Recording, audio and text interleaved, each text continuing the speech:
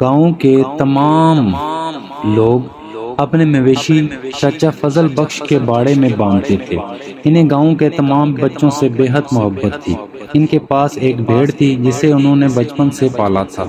وہ کسی بچے کو اسے ہاتھ نہ لگانے دیتے تھے کیونکہ وہ اس سے بہت محبت کرتے تھے۔ اس کے تمام کام وہ خود اپنے ہاتھ سے کرتے۔ وہ بھیڑ انہیں اپنے بچے کی طرح عزیز تھی۔ چچا اسے پیار سے بھوری کہتے تھے۔ بقرہ عید کی آمد تھی۔ اکثر گھروں کی طرح جنید اور عاشق کے گھر بھی گائے اور بکرے آئے۔ وہ اپنے جانوروں کے ساتھ اتنے مگن ہو گئے کہ چچا فضل بخش کے باڑے جانا کا خیال تک نہ آیا۔ عید ختم ہوتے ہی دونوں نے باڑے کا رخ کیا۔ چچا ہمیشہ کی طرح جانوروں کی دیکھ بھال میں مصروف تھے۔ عاشر اور جنید بھی ان کی مدد کروانے گئے۔ چچا بھوری کہاں ہے؟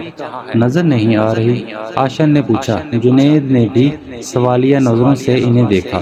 بیٹا بھوری تو اس وقت جنت کی گھاس کھا رہی ہوگی، وہ آپ کو یہاں کیسے نظر آ سکتی ہے؟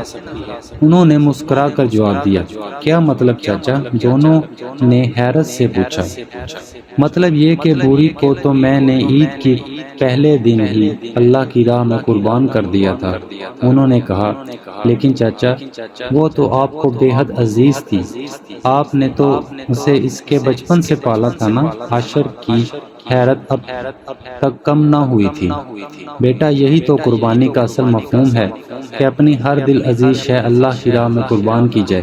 آج قربانی کا اصل مفہوم دونوں کی سمجھ میں آ گیا تھا۔